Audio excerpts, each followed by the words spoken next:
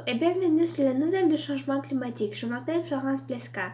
Les stabilo des années du monde entier déclarant l'urgence climatique.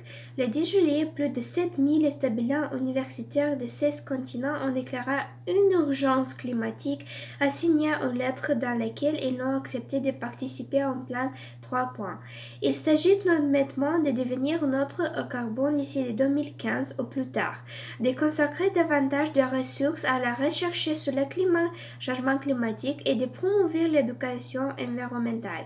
L'initiative reflète la volonté des jeunes d'agir et d'encourager leur école à faire de même. L'octobre, les institutions s'adhéraient à cette déclaration devraient atteindre 10 000 personnes avant la fin de 2019. L'Australie établit un nouveau record de pollution par les émissions. Depuis 4 ans d'affilée, l'Australie a tenu de nouveaux records en matière d'émissions de carbone. En cette année n'est pas différente. Ils ont établi un nouveau record pour les émissions de gaz à effet de serre attribuées à la production d'électricité. Les étés chauds croissants ont fait augmenter la demande d'électricité pour alimenter les systèmes de climatisation et refroidissement. L'Australie est actuellement responsable de 5% de gaz à effet de serre dans le monde. Ce nombre pourra entre 170% d'ici 2030 et pourra l'Australie ne compter que 0,3% de la population mondiale. Le gouvernement australien soutient toujours l'industrie des combustibles fossiles. Les inondations perturberont d'ici qui reçoit la pluie des mois en heure. Le lundi 14 juillet, la région de Washington DC a reçu une moyenne de pluie en 1 heure. Il s'agit de l'inondation la plus grave des dernières années. Au total, l'aéroport national Ronald Reagan a enregistré très poussées de pluie entre 9h et 10h. Cela a brisé le record de pluie totale de DC qui était auparavant de 2,60 poussées. D'autres régions ont signal de chute de la pluie élevée totalisant 5 poussées au Maryland, 4 poussées à Gettysburg et 4% en Virginie. La pluie diluvienne a retardé le vol et les trains. Il s'est également un danger pour la nourriture car plusieurs routes ont été fermées et nombreux sauvages d'été ont été effectués. Les inondations ont aussi causé des fuites en Pentagone et dans le sous-sol de la Maison Blanche. La France a annoncé une taxe écologique sur le voyage aérien. Mardi 9 juillet, le gouvernement français a annoncé qu'il imposerait une taxe sur tous les vols quittant le pays. Il s'agit d'un effort visant à réduire les émissions polluantes du transport aérien. Le ministre du Transport, Elisabeth Borne, a déclaré que les contextes commerciaux le prochain. Le texte verra de 1,15 € à 18 € par vol.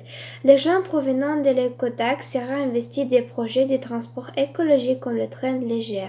De nouvelles centrales de charbon mettent en danger la dernière bostie au tigre du Bengale. Un site de promote mondial de l'UNESCO pourrait interdit pour l'installation de 3 centrales de charbon qui seront installées à Sunderban. Ces plantes auront un impact environnemental à grande échelle sur la région, ce qui entraînera d'énormes portées de faune et mettra en danger la dernière bastion du tigre du Bengale. Derrière cette catastrophe, en cette incohérence, se cachaient des millions de dollars.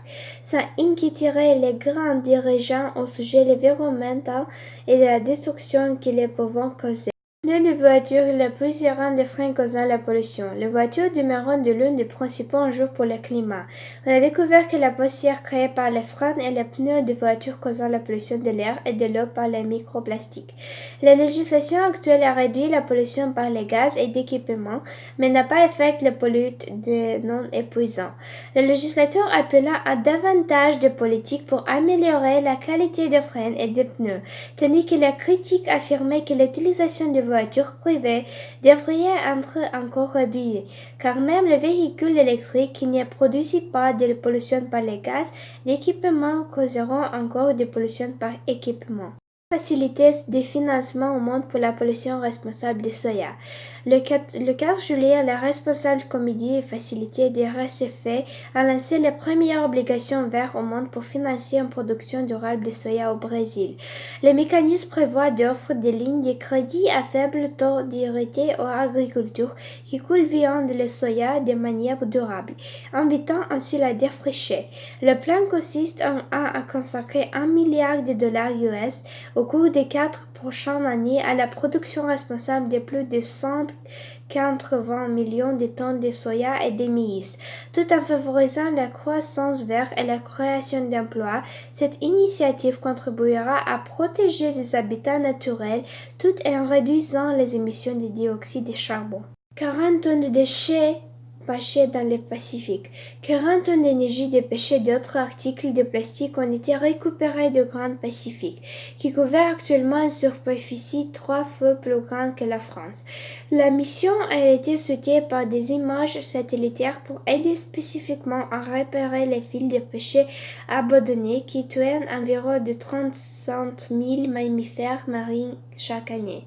Ce voyage a été le plus productif parmi les 10 déjà organisés pour Ovi jusqu'à présent. Après avoir pris conscience de l'ampleur du problème, plusieurs points dans le Royaume-Uni, l'Australie et la Nouvelle-Zélande et le Canada sont engagés à nettoyer les océans, tandis que les pays du Pacifique sont engagés à réduire les déchets et à créer le recyclage. L'industrie du saumon subit la pression des fermetures environnementales. L'industrie du saumon fait face à des passions découlant de la fermeture des fermes en raison de préoccupations environnementales, comme ainsi que la déinfestation de peaux de poissons et des décès manifestes de saumon causés par la prolifération de l'algue.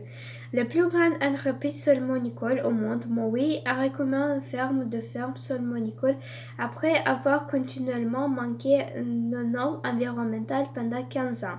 Les écologistes sont très préoccupés par l'utilisation des produits chimiques sur les peaux de poissons, qui touchent d'autres animaux comme les crevettes, les crabes et les homards.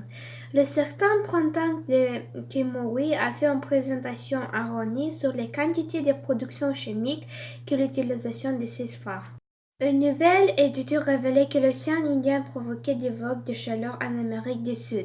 Une équipe internationale de chercheurs dirigée par l'Université de Nouvelle-Galles du Sud a découvert que les vagues atmosphériques de l'océan Indien ont un impact massif sur l'Amérique du Sud, causant des sécheresses et des vagues de chaleur.